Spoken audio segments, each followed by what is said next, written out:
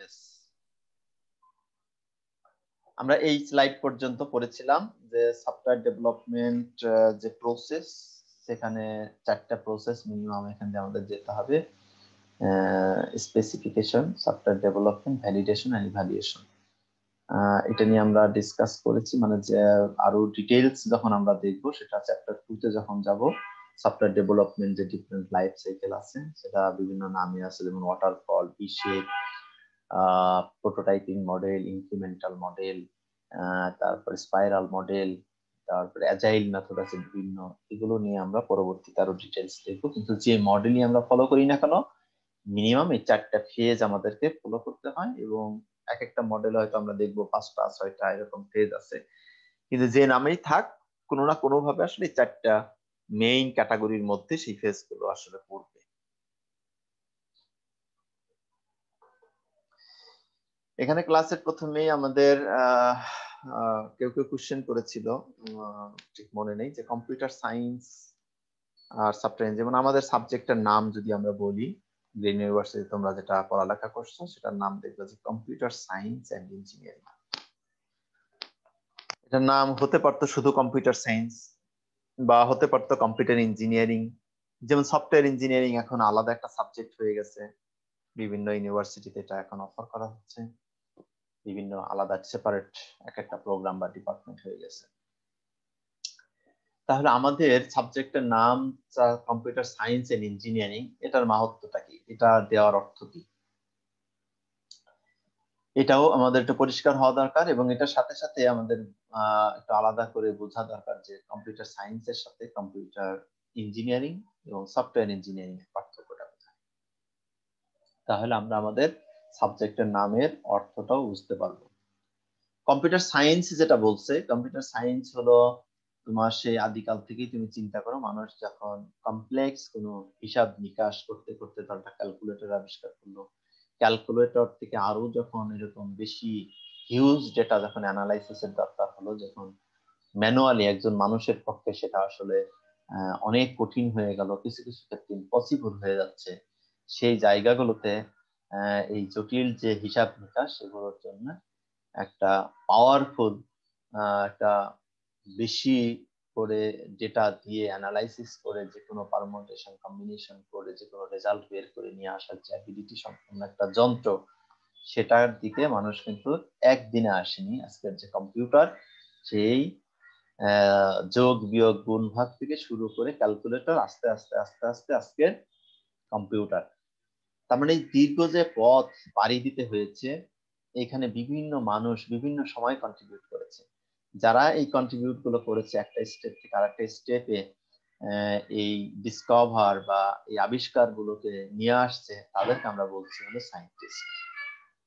সায়েন্টিস্টের কাজ কি তাহলে? সায়েন্টিস্টের কাজ হলো এক্সিস্টিং যে মেথড বা যে তত্ত্বটা বা যে থিওরিটা আছে, সেই থিওরিটাকে গবেষণা করে সেটাকে আরো ইমপ্রুভমেন্টের দিকে নিয়ে যাওয়া, অর্থাৎ নতুন নতুন থিওরি গুলোকে নিয়ে আসা, সেটাকে বলা হয় না কম্পিউটার সায়েন্সের আওতাভুক্ত, বা কম্পিউটার সায়েন্টিস্টরা এই কাজগুলো করে।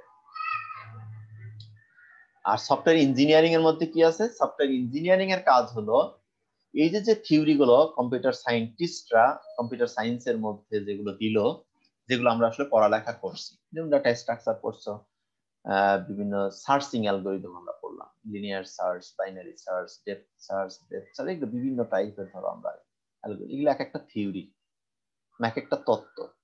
তার মানে একজন হয়তো প্রথমে লিনিয়ার সার্চ এই তত্ত্বটা আবিষ্কার করলেন, যেইভাবে যদি আমরা সার্চ করি তাহলে একটা বিশেষ কম্পোনেন্টকে, একটা এন্টিটিকে আমরা ঠিক খুঁজে বের করতে পারবো হিউজ ডেটার মধ্যে থেকে।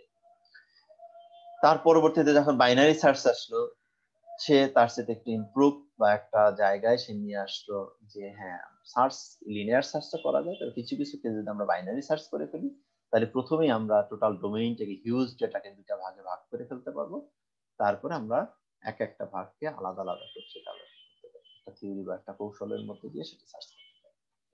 এরপরে এরকম ধরো আস্তে আস্তে আরো যে ইফিসিয়েন্ট যে সার্চিং অ্যালগরিদম গুলো সেগুলো আসছে। মানে এগুলো হলো এক একটা থিওরি, আর এগুলো যারা আসলে আবিষ্কার করলেন বিভিন্ন রিসার্চের মধ্যে দিয়ে, তারা হলো কম্পিউটার সায়েন্টিস্ট। আর সফটওয়্যার ইঞ্জিনিয়ার কি করলেন?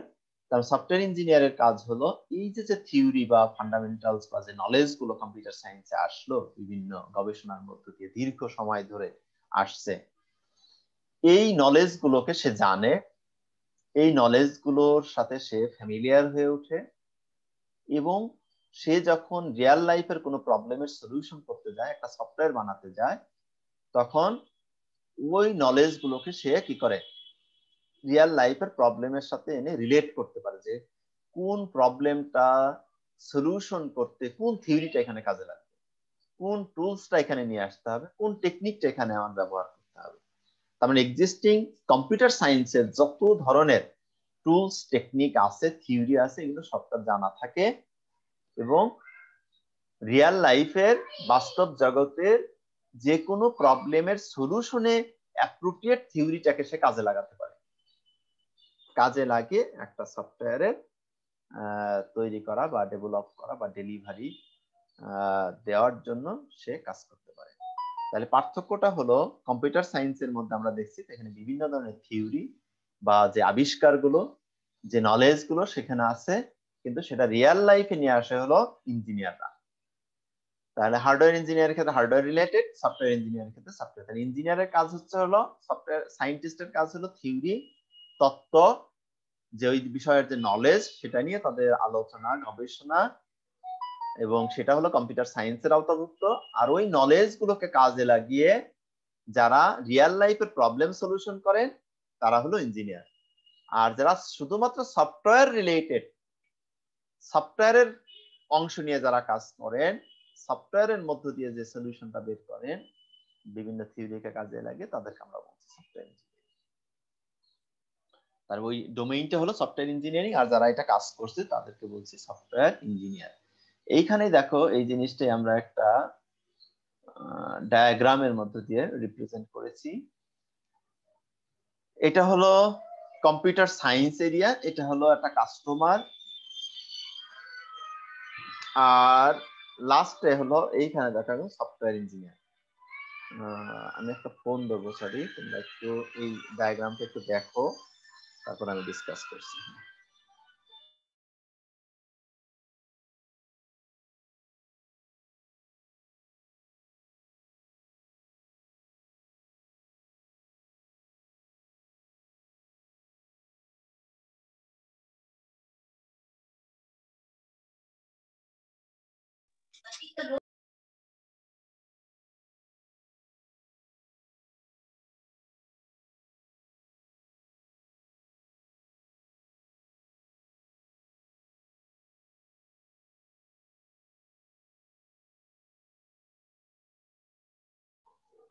হ্যাঁ, এই ডায়াগ্রামটা দেখে দেখো, এইখান থেকে হলো তার যাত্রাটা শুরু।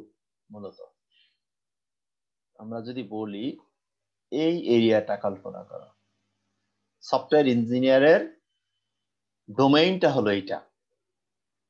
যেমন এর আগের ক্লাসে তোমাদের হয়তো বলছি, যেমন একটা টেক্সটাইল ইঞ্জিনিয়ার বললো আমাকে একটা টেক্সটাইল মিল এটা অটোমেটেড করে দাও, তার এটা তার প্রবলেম, রিয়েল লাইফ প্রবলেম। একজন এমবিবিএস ডাক্তার বললো যে আমার এই যে এমআরআই মেশিন এটা অটোমেটেড করে দাও, অটোমেটিক্যালি রিপোর্ট জেনারেট করে, এটা হলো রিয়েল লাইফ প্রবলেম। তাহলে কাস্টমার এরকম, তার এরকম কিছু problem, real life problem software ইঞ্জিনিয়ারের কাছে নিয়ে আসবে। সফটওয়্যার ইঞ্জিনিয়ার কি করবে, ওই প্রবলেমের নেচার থেকে সে তার এক্সিস্টিং যে থিওরি বা ফান্ডামেন্টাল যেগুলো জানা আছে, যেগুলো আমরা পড়ে আসছি কম্পিউটার সায়েন্সের আওতাভুক্ত, সেই থিওরি গুলোকে প্রবলেমের সাথে রিলেট করবে। এই প্রবলেমটা সলভ করতে হলে কোন ধরনের থিওরি এখানে অ্যাপ্লাই করতে হবে, কোন ধরনের টুলস ব্যবহার করতে হবে, কোন ধরনের টেকনিক এখানে নিতে হবে, নিয়ে প্রপার একটা সলিউশন বা একটা সিস্টেম সফটওয়্যার আমাকে তৈরি করা যায়, কাস্টমারকে আমি সেই সফটওয়্যারটা দিতে পারবো। এই যে কম্বাইন করে একটা সলিউশন বের করা, এটা কাজ হলো সফটওয়্যার ইঞ্জিনিয়ারের। বুঝতে পেরেছি কিনা বলো? হ্যাঁ, তাহলে সফটওয়্যার ইঞ্জিনিয়ারের সাথে কম্পিউটার সায়েন্টিস্টের পার্থক্য কি? কম্পিউটার সায়েন্টিস্টের ডোমেইন হচ্ছে এইটুকু, বিভিন্ন থিওরি আর যে কম্পিউটারের ফাংশনস বা ফান্ডামেন্টাল যেগুলো নলেজ সেগুলোকে প্রোভাইড করেন হলো কম্পিউটার সায়েন্টিস্ট। আর এগুলো আমরা যে ফার্স্ট ইয়ার থেকে পড়তেছি, বিভিন্ন থিওরি কম্পিউটার সায়েন্টিস্টরা দিচ্ছে, সেটা কম্পিউটার সায়েন্সের আন্ডারে সেগুলো আছে, সেগুলো থিওরিগুলো আমরা জানছি, সেগুলোর অ্যাডভান্টেজ ডিসঅ্যাডভান্টেজ বুঝতে পারছি, সেগুলো অ্যানালাইসিস করে কোনটা কোন জায়গায় অ্যাপ্রোপ্রিয়েট সেটা আমরা বুঝতে পারছি। তখন এই প্রবলেম নতুন নতুন যখন প্রবলেম আসছে সেই প্রবলেমের সাথে ওই নলেজটাকে রিলেট করে একটা অ্যাপ্রোপ্রিয়েট সলিউশনে সফটওয়্যার ইঞ্জিনিয়ার নিয়ে আসতে পারছে। এই জন্য আমরা যে সাবজেক্টটা পড়ছি এই সাবজেক্টটাকে শুধু কম্পিউটার সায়েন্স বললে হবে না বা শুধু সফটওয়্যার ইঞ্জিনিয়ারিং বললে হবে না, দুটোই তোমাকে লাগবে। এই জন্য যে যে সাবজেক্টের নাম দেখো শুধু সফটওয়্যার ইঞ্জিনিয়ারিং দেওয়া আছে, তার ক্ষেত্রে কি সফটওয়্যার সায়েন্স ছাড়া কি কম্পিউটার সায়েন্স ছাড়া কি সে চলতে পারবে? পারবে না। তার মানে অ্যাপ্রোপ্রিয়েট ডোমেইনটা আমাদের সাবজেক্টের নামটা যেটা কম্পিউটার সায়েন্স এন্ড ইঞ্জিনিয়ারিং, এটাই খুব অ্যাপ্রোপ্রিয়েট নাম। যদি সফটওয়্যার ইঞ্জিনিয়ারিং শুধু নাম হয় তার মধ্যে এটা আছে অবশ্য হিডেন অবস্থায়, এটাকে হাইলাইট করেনি। ম্যাক্সিমাম জায়গায় হাইলাইট করা হয়েছে সফটওয়্যার ইঞ্জিনিয়ারিং এর টুলস টেকনিক বা বিভিন্ন প্রসেস, কিন্তু এটা যতই আমি এলাবোরেট করি না কেন এই নলেজ ছাড়া কি করা যাবে না, এটাকে এনরিচ করা যাবে না। হ্যাঁ, এইটুকু আমরা বুঝতে পারছি কিনা বলো, তাহলে আমরা নেক্সট ইয়ারে যাব কম্পিউটার সায়েন্স এবং সফটওয়্যার ইঞ্জিনিয়ারিং। এটা কিন্তু ইম্পর্টেন্ট আমাদের জন্য, এটা খুব পরিষ্কার থাকা দরকার অন্তত software computer science and engineering student হিসেবে। এটা এখন কেউ যদি জিজ্ঞেস করে কেন তোমার সাবজেক্টের নাম কম্পিউটার সায়েন্স এন্ড ইঞ্জিনিয়ারিং, এবার আমরা পরিষ্কার করতে পারবো কিনা বলো। হ্যাঁ, একজন আমাকে বলো, পরিষ্কার করে বলো। বলো একজন, যে কোনো একজন। স্যার আমি বলবো? বলো। স্যার আমি যেটা বুঝছি সেটা হচ্ছে আমি একজন কম্পিউটার ইঞ্জিনিয়ার যদি তাকে বলতে চাই তাহলে সে শুধুমাত্র হচ্ছে তার কম্পিউটার সায়েন্সের থিওরিজ আর হচ্ছে কম্পিউটার ফাংশনালিটি সম্পর্কে তার সঠিক ধারণা থাকবে। আর সফটওয়্যার ইঞ্জিনিয়ার হচ্ছে সে হচ্ছে কাস্টমারের প্রবলেম এবং তার কম্পিউটার সায়েন্সের সম্পূর্ণ জ্ঞান নিয়ে সে সফটওয়্যার ইঞ্জিনিয়ার হতে পারবে। হ্যাঁ, কম্পিউটার ইঞ্জিনিয়ার বলতে আবার ভুল হবে এটা, আমরা বলছি এটা কম্পিউটার সায়েন্স। যদি আমরা শুধু কম্পিউটার সায়েন্স পড়ি বা কম্পিউটার সায়েন্টিস্ট যদি হয় তাহলে সে হলো শুধুমাত্র কম্পিউটারের যে থিওরি এই নলেজটা থাকলে কম্পিউটার সায়েন্স পড়া হয়ে গেল। আর কম্পিউটার সায়েন্টিস্ট হলে পরে কি হতে হবে, যে থিওরি আছে সেই থিওরির উপর বেস করে আরো নতুন নতুন থিওরি তাকে কি করতে হবে, ইমপ্লিমেন্ট করতে হবে, আবিষ্কার করতে হবে, নতুন নতুন থিওরি প্রোভাইড করতে হবে কম্পিউটার সায়েন্টিস্ট। আর কম্পিউটার ইঞ্জিনিয়ার যদি বলি তাহলে তার হার্ডওয়্যার সফটওয়্যার উভয় ফিল্ডেরই কি থাকতে হবে, বাস্তব জগতের প্রবলেম সলভ করার ক্যাপাবিলিটি থাকতে হবে, কি করে, এক্সিস্টিং যে কম্পিউটার সায়েন্সের নলেজ আছে সেটাকে ব্যবহার করে। আর যদি শুধু সফটওয়্যার ইঞ্জিনিয়ার বলি তাহলে কম্পিউটার সায়েন্সের যে থিওরি গুলো আছে নলেজ গুলো আছে সেগুলোকে কাজে লাগিয়ে যে কোনো প্রবলেমের সলিউশন হিসাবে সফটওয়্যার প্রোভাইড করা। ঠিক আছে? জি স্যার। তাহলে কম্পিউটার ইঞ্জিনিয়ার বললে কিন্তু দুটোই বোঝায় ওখানে, তার মানে কম্পিউটার সায়েন্সের নলেজও থাকবে, সফটওয়্যারের নলেজও থাকবে, হার্ডওয়্যারের নলেজও থাকবে। ঠিক আছে? অর্থাৎ কম্পিউটার সায়েন্সের টোটাল নলেজ দিয়ে যে কোনো টাইপের কম্পিউটার রিলেটেড ইঞ্জিনিয়ারিং প্রবলেম সে সলভ করতে পারবে। আর সফটওয়্যার ইঞ্জিনিয়ারকে আমরা বলছি শুধু সফটওয়্যার রিলেটেড যে প্রবলেম সেটা সে সলিউশন করবে।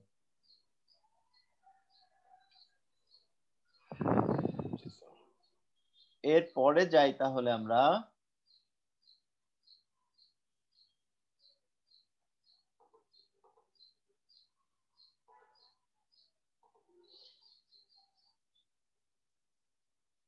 এইখানে দেখো তাহলে সফটওয়্যার ইঞ্জিনিয়ারিং এর আরেকটা চ্যালেঞ্জিং এরিয়া যদি আমরা দেখি, এইখানে এখানে তিনটা ডোমেইন বোঝানো হয়েছে। এখানে দেখো একটা কাস্টমার বা এটাকে বলা হয় আমরা স্পন্সর বলতে পারি, যিনি আসলে টাকা পয়সা দিচ্ছেন একটা সফটওয়্যার বানানোর জন্য। যে কোনো একটা কোম্পানির মালিক, ধরো ধরো আমার গ্রিন ইউনিভার্সিটির কথাই বলো, গ্রিন ইউনিভার্সিটির জন্য আমরা একটা সফটওয়্যার পারচেজ করতে চাচ্ছি। এই সফটওয়্যার যে পারচেজ করতে গেলে টাকাটা কে দেবে, সফটওয়্যার গ্রিন ইউনিভার্সিটির মালিক পক্ষ বা অথরিটি কর্তৃপক্ষ। এন্ড অথরিটির যে চাওয়া সেটা হলো তার যে সার্ভিস সেগুলো সবকিছু সে ডিমান্ড করবে। এটা হলো ভেন্ডর, সফটওয়্যার ইন্ডাস্ট্রি ধরো, ডেভেলপার সাইট, আর এটা হলো ইউজার সাইট। এখন এই তিনটা ডোমেইন আগে ভালো করে বুঝি আমরা। কাস্টমার হচ্ছে ধরো মালিক পক্ষ, যিনি আসলে টাকার সাথে যার সম্পর্ক, যিনি টাকা দিবে। ডেভেলপার হচ্ছে যিনি সফটওয়্যারটা তৈরি করবেন। আর ইউজার হচ্ছে ওই সফটওয়্যারটা যারা ব্যবহার করবে। তাহলে গ্রিন ইউনিভার্সিটি পার্সপেক্টিভ আমরা যদি চিন্তা করি, এখানে অথরিটি বা কর্তৃপক্ষ যারা টাকা পয়সা লেনদেন করবেন তারা হচ্ছে হলো কাস্টমার। ইউজার হচ্ছে এখানে আমরা, অর্থাৎ স্টুডেন্টও আছে, এখানে টিচার আছে, অন্যান্য এমপ্লয়ি যারা আছে, সবাই যে ওই সফটওয়্যারটার বিভিন্ন সার্ভিসের সাথে কানেক্টেড। ইউজারের একটা পার্ট আছে, যেমন স্টুডেন্ট তোমরা যখন প্রি রেজিস্ট্রেশন করছো, তোমাদের যখন পোর্টালে যখন ঢুকছো, বিভিন্ন টাকা পয়সার হিসাব নিকাশ, কোর্স টোর্স, রেজাল্ট সবকিছু যখন দেখতে পাচ্ছ, এটা একটা পার্ট। স্টুডেন্টের সাথে টিচারের একটা সম্পর্ক আছে, অ্যাডভাইজিং রিলেটেড, তখন তোমাদের হয়। টিচাররা যখন গ্রেড এন্ট্রি দেয় তাদের একটা পার্ট। যারা এমপ্লয়ি তাদের বিভিন্ন ধরনের অ্যাটেন্ডেন্স ছুটি রিলেটেড সফটওয়্যারের সাথে কানেক্ট আছে, সেটা অ্যাকাউন্টস এর সাথে রিলেট আছে। তার মানে বিভিন্ন টাইপের ইউজার এখানে আছে। তাহলে প্রবলেমটা দেখো, কাস্টমার যখন ডিল করে ভেন্ডরের সাথে, তখন সে কম টাকা দিতে চায়, বেশি সার্ভিস নিতে চায়। আর ইউজারের যখন এর সাথে ডিল করে, সে তার সাথে কিন্তু টাকার সম্পর্ক না, সে শুধু সার্ভিস চায়, যে আমার যা যা, যেমন তোমরা যখন রেজিস্ট্রেশনের সময় আছে, তোমরা পোর্টালে ঢুকতে পারো, তোমরা বিরক্ত হয়ে যাও, তোমরা তখন সিস্টেমের উপর কি হয়ে যাও, রেগে যাও, যে কি সিস্টেম দিছে, তাদের চেঞ্জ করে না কেন, বা বিভিন্ন টাইপের আমরা বিরক্তি বা উদ্বেগ প্রকাশ করি, কনসার্ন প্রকাশ করি। এটা হলো ইউজারের জায়গা থেকে। কাস্টমার কিন্তু তখন আর কি, কাস্টমারের কাছে বা অথরিটির কাছে হয়তো বিভিন্ন অভিযোগ যাচ্ছে, কিন্তু সে তো জানে যে আমি হয়তো কিছু আঁকাকি করছি, বাঁচানোর জন্য আমি তার কাছ থেকে সার্ভিস সবগুলো নিতে পারছি না। তার মানে এই যে যে প্রবলেম, কিন্তু এখানে তো একটা কি হয়েছে, যেটাই হোক কাস্টমার যে টাকাই দিক, তার সাথে কিন্তু একটা কন্ট্রাকচুয়াল কি হয়েছে, অব্লিগেশন এখানে দাঁড়িয়ে যায়, যে আমি যা যা সার্ভিস চাইছি সেটা সে রাজি হয়েছিল, রাজি হয়েই তো সে সফটওয়্যারটা তৈরি করছে, কিন্তু এখন সে ইউজার কি হচ্ছে না, সেই সার্ভিস গুলো পাচ্ছে না কেন। আমরা যে প্রথম দিনের যে ফিগার যেটা দেখছিলাম, ওইখানের সাথে মিলিয়ে দেখো যে এইরকম তিনটা জায়গা থেকে তিন ধরনের প্রবলেম এখানে ক্রিয়েট হচ্ছে। আর সফটওয়্যার ইঞ্জিনিয়ারের এখানে কাজ হচ্ছে হলো এই তিনটা প্রবলেমকে, যে গ্যাপটা আছে, এটাকে মিটিগেট করা। এই মিটিগেট করার জন্য আমরা একটা টার্ম এর আগের ক্লাসে দেখেছিলাম, পি এন্ড কিউ বা কিউ এন্ড পি, অর্থাৎ কোয়ালিটি এন্ড প্রোডাক্টিভিটি। এই দুটার একটা কনসিস্টেন্ট একটা অবস্থায় রাখা, অর্থাৎ কাস্টমারের যে টাকা, বাজেটও আমার মাথায় রাখতে হবে, ইউজারের যে নিড সেটাও আমাকে কি করতে হবে, ফুলফিল করতে হবে। এটা হলো কাস্টমারের বাজেট দিয়ে হলো আমার প্রোডাক্টিভিটি ডিপেন্ড করবে, সেই প্রোডাক্টিভিটির সাথে তার কোয়ালিটির যে সার্ভিস সেটা আমরা প্রোভাইড করতে পারছি কিনা, ইউজারের সেই স্যাটিসফ্যাকশনটা আমরা নিয়ে আসতে পারছি কিনা। এটার জন্য যে পদ্ধতি, যে টুলস টেকনিক আমাকে নিতে হবে, সেটা হলো সফটওয়্যার ইঞ্জিনিয়ার। যেমন ধরো একই বাজেটের সফটওয়্যার আমরা যদি একটা মডেল ফলো করি তাহলে এক ধরনের খরচ পড়বে, অন্য আরেকটা মডেল যদি আমরা ফলো করি অন্য আরেকটা খরচ। তাহলে কোন মডেলে এই বাজেটের মধ্যে আমরা এফিসিয়েন্ট সার্ভিস দিতে পারবো, এটা হলো সফটওয়্যার ইঞ্জিনিয়ার কি করবে, নির্ধারণ করবে।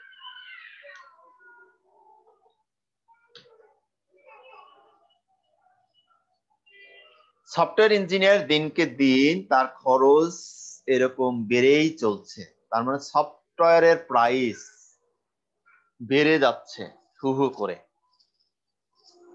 আর হার্ডওয়্যারের প্রাইস তুলনামূলকভাবে কমে যাচ্ছে।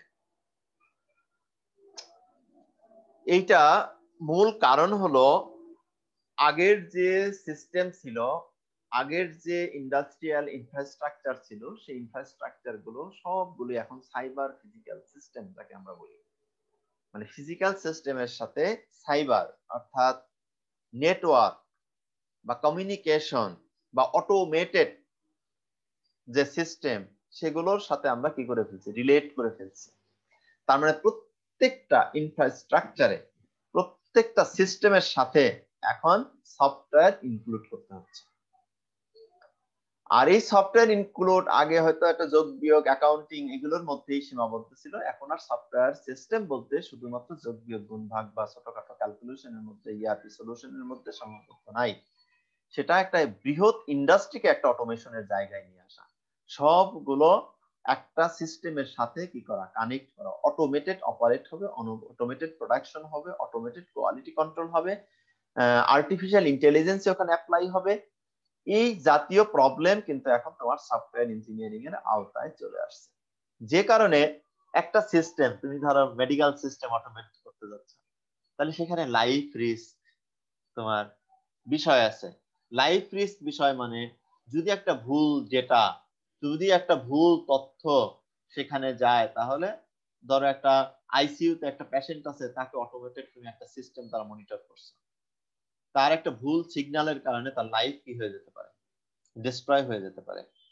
তাহলে এই জাতীয় অটোমেটেড যে সিস্টেম, সফটওয়্যার সিস্টেম, তোমার কি ধরনের কোয়ালিটি এনশিওর করতে হবে? 100% কোয়ালিটি তোমাকে এনশিওর করতে হবে। আর এই 100% কোয়ালিটি যদি আমরা এনশিওর করতে চাই, তাহলে কিভাবে সিস্টেমটাকে ইভালুয়েট করতে হবে? মানে যত ধরনের ডেটা আছে, অ্যাবনর্মালিটি আছে, সব কিছু দিয়ে আমার সিস্টেমকে টেস্ট করে প্রুভ করতে হবে যে কোনো সিচুয়েশনে আমার সিস্টেম রাইট সিগন্যালটা দিতে পারে, রাইট আউটপুটটা জেনারেট করতে পারে। তাহলে ওই সিস্টেমটাকে প্র্যাকটিক্যাল ইমপ্লিকেশনে আমরা সেটাকে নিয়ে আসতে পারবো। তার আগে ওই সিস্টেম কোনোভাবেই কি করা যাবে না, রিয়েল লাইফ অ্যাপ্লিকেশনে নিয়ে আসা যাবে না এরকম সিচুয়েশনে। তাহলে একটা সফটওয়্যার কিন্তু আমি তৈরি করে ফেলছি 1 মাসের মধ্যেই। এখন এই সফটওয়্যারটা ইমপ্লিমেন্টেশনের জন্য আমাকে হিউজ কি করতে হচ্ছে, এক্সপেরিমেন্ট করতে হচ্ছে যে কোনোভাবে অ্যাবনর্মাল আউটপুট জেনারেট করে কিনা। যদি করে তাহলে এই সিস্টেম কি করা যাবে না, রিয়েল লাইফে নিয়ে আসা যাবে না, কোনো রিস্ক রাখা যাবে না। এই জন্য একটা সফটওয়্যার তৈরিতে যে খরচ হচ্ছে, সেটাকে আমরা যদি বলি ডেভেলপমেন্ট, ডিজাইন, রিকোয়ারমেন্ট অ্যানালাইসিস সব ফেজ মিলে 60% খরচ। শুধুমাত্র ইভালুয়েশনের জন্য 40% খরচ চলে যাচ্ছে। তার মানে আমরা যে 4টা বেসিক পার্ট দেখলাম এর আগে, software specification, development, validation and evaluation, বাকি 3টা পার্ট, মেজর পার্টে খরচ হচ্ছে 60%, 60% শুধু একটা পার্ট ইভালুয়েশন, তার জন্য আমাদের খরচ করতে হচ্ছে 40%। এই জন্য সফটওয়্যার ইঞ্জিনিয়ারিং এর খরচ এই 40% ধরো এক্সট্রা খরচ বলা চলে। টেস্টিং পার্টের খরচ, তার মানে টেস্টিং পার্টটাকে এখন জোরদার করতে হচ্ছে, কারণ কোয়ালিটি এনশিওর করতে হবে। কোনো ধরনের ফল্ট থাকলে সেই সিস্টেম কি করা যাবে না। এইরকম অটোমেটেড সিস্টেম যেখানে আমরা করতে যাচ্ছি, যেখানে হিউজ অর্থনৈতিক লস হতে পারে, লাইফের লস হতে পারে, এই টাইপের সব জায়গায় যেহেতু আমাকে এখন সফটওয়্যার নিয়ে আসতে হচ্ছে, তাহলে এই জায়গায় আমাদের কনসার্ন অনেক বেড়ে যাচ্ছে। এই জন্য তোমার যদি আমরা বলি বিগত সময়ের চাইতে এখনকার যে সফটওয়্যার, কোয়ালিটি সফটওয়্যার আমাকে প্রোভাইড করতে হচ্ছে, এবং সফটওয়্যারের প্রাইস দিনকে দিন হু হু করে বেড়ে যাচ্ছে। এটার একটা পরিসংখ্যান যদি আমরা বলি, দেখো 50-র যে দশক, সেই সময়কার রেশিওটা হার্ডওয়্যার এবং সফটওয়্যারের রেশিও ছিল হলো 80:20। তার মানে হার্ডওয়্যারের প্রাইস ছিল যদি 80 টাকা হয়, 20 টাকা ছিল তোমার হলো সফটওয়্যারের প্রাইস। হার্ডওয়্যারের প্রাইস যদি 80 লাখ হয়, 20 লাখ ছিল তোমার সফটওয়্যারের প্রাইস 50-এর দশকে। তখন মূলত কেবল কম্পিউটার আসছে, বিভিন্ন ধরনের কমপ্লেক্স যে সলিউশন, ক্যালকুলেশন, সেগুলো একটা কম্পিউটারে বসে করার জন্য বিভিন্ন ধরনের বড় বড় কম্পিউটার, সুপার কম্পিউটার, এই টাইপের কম্পিউটার তখন নিয়ে আসতে হচ্ছে, আবিষ্কার করতে হচ্ছে। এক একটা কম্পিউটার সাইজ এরকম বিশাল বিশাল ছিল, যে কারণে তখন হার্ডওয়্যারের প্রাইসটাও কি ছিল, অনেক বেশি ছিল। আর সফটওয়্যার ওই হার্ডওয়্যারকে জাস্ট অ্যাক্টিভ করার জন্য যে ফান্ডামেন্টাল সফটওয়্যার গুলো দরকার, সেই সফটওয়্যার গুলোই ছিল। এখনকার যে অটোমেটেড সিস্টেম বা টোটাল ইআরপি সলিউশন সিস্টেম যে সফটওয়্যার, এগুলো কিন্তু তখন আবিষ্কার হয়নি বা তখনও তৈরি করা সম্ভব হয়নি, যে কারণে ওই সময় সফটওয়্যারের প্রাইসটা কম ছিল, হার্ডওয়্যারের প্রাইসটা আসলে বেশি ছিল। কিন্তু আস্তে আস্তে দেখো সময়টা 80-র দশকের পর থেকেই আস্তে আস্তে হার্ডওয়্যারের প্রাইসটা কমতে আছে, বাট সফটওয়্যারের প্রাইসটা বাড়তে আছে। আজকে সেই রেশিওটা যদি আমরা বলি, এরকম উল্টা রিভার্স হয়ে গেছে।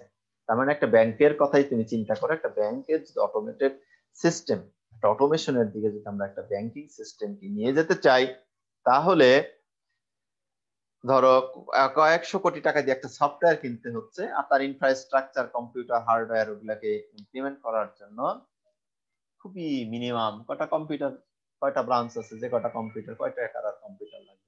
আর একটা সফটওয়্যার তুমি দেখো কয়েকশো কোটি টাকা দিয়ে একটা সফটওয়্যার কিনতে হচ্ছে, কোয়ালিটি সফটওয়্যার। এই জন্য সফটওয়্যার ইঞ্জিনিয়ারিং এখন বা সফটওয়্যার ইন্ডাস্ট্রিয়ালিস্ট সফটওয়্যার, এটা ভেরি এক্সপেন্সিভ জায়গায় চলে আসছে, ভেরি ডিমান্ডেবল জায়গায় চলে আসছে। এর ফিল্ড দিনকে দিন এর যে ডিমান্ড এবং এর যে প্রয়োজনীয়তা, এই জন্য তুমি বলতে পারো সফটওয়্যার ইঞ্জিনিয়ারিং এর দিনকে দিন এরকম ভ্যালুয়েবল হয়ে উঠছে বা ডিমান্ড বেড়ে যাচ্ছে।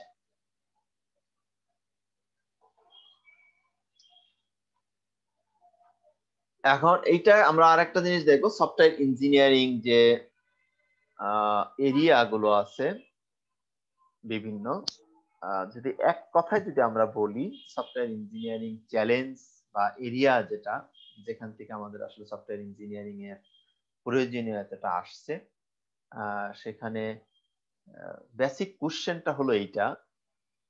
বেসিক কোশ্চেন এইখানে এসে আমরা একটু মিলিয়ে দেখি যে ইউজার নিড আর হলো সফটওয়্যার, আর এখানে হলো স্যাটিসফাই।